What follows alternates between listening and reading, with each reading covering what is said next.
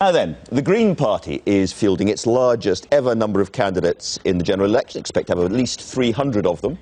The party leader, Caroline Lucas, hopes that the Greens are going to gain from voter disaffection with the mainstream parties after the expenses scandal. And she's with me now. Good morning, Caroline Lucas. Now, we know quite a lot about your party's environmental positions and so on, but you are standing on a manifesto that's going to have to cover the waterfront.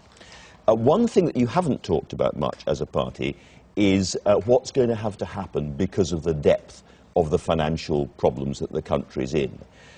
If you and some other Greens make it into Parliament, you could be there holding the balance of power. Who knows? So would you be voting for cuts in public spending and some of the unpopular things that you haven't much talked about as a party? Well, we have talked about them with respect quite a lot. And it's very clear that we don't think we should be cutting public spending.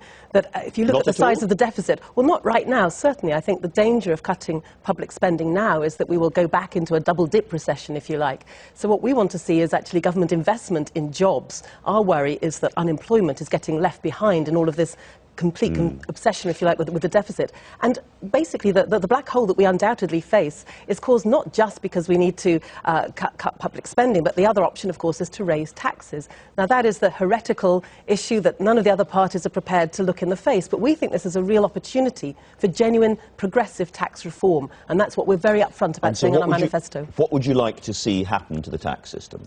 Well, we are starting from the premise that it's deeply unfair that, for example, those on lowest incomes pay a greater proportion of those incomes on tax than those on higher incomes. So, for example, we would bring in the 50p tax rate not on incomes over 150,000, as Labour would, but on incomes over 100,000. We would take off the limit on national insurance contributions at the upper end. And then we would also look at people on lower incomes, reinstate the 10p tax band and so forth, and basically get away from a situation where the UK is now one of the most unequal societies in the whole of Europe. That, we think, is a scandal, not least after 13 years of a Labour government. But that's not enough, is it, to actually start to plug the deficit, particularly since you've got relatively expensive plans of your own, for instance, free dental care, which is not going to come cheap.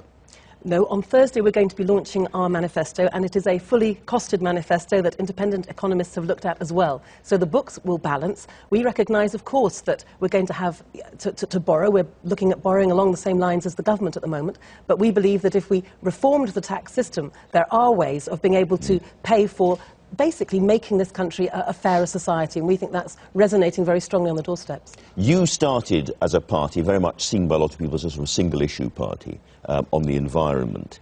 Have you evolved? Are you changing into a party that's basically a leftish party, a bit to the left of the Labour Party? Because when it comes to tax, when it comes to welfare, when it comes to public services and immigration and lots of issues, that's what you sound like.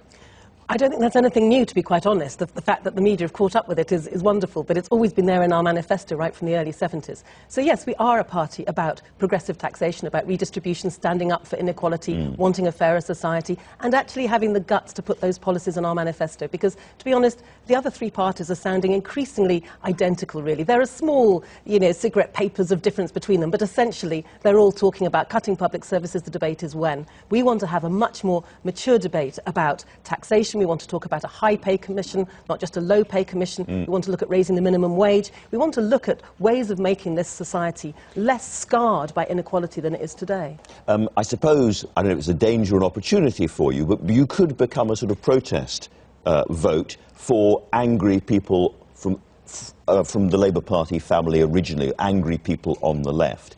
You yourself have talked about a credibility problem for the Green Party. How do you jump that credibility hurdle? The credibility problem that I've talked about is the fact that we don't yet have people at Westminster, and that is always going to be the barrier until you get the first person in. Then that makes people believe it's possible, and more Greens then swiftly follow. That's the experience we've had on local authorities, London Assembly, European Parliament. Once you get the first ones elected, then more follow. But in terms of people just voting for us because it's a protest, I would contest that a bit. I think that people are increasingly savvy. They know what the Green Party is about. And it's really interesting. If I could just commend to you a rather wonderful website at the moment called Vote for Policy. policies. It enables people to vote blind, if you like. They look at a set of health policies, education, economics, jobs, and they tick which ones they like best. And the point is, they don't know which party that adds up to. The Greens are far and away in the lead, 28% after 70,000 people have voted. People like our policies. What they need to know is that by voting Green, you can get Green politicians elected. And at this election, there is that real possibility of getting those first MPs elected. Can you possibly persuade people that you are economically credible without talking properly about some kind of cuts in public spending?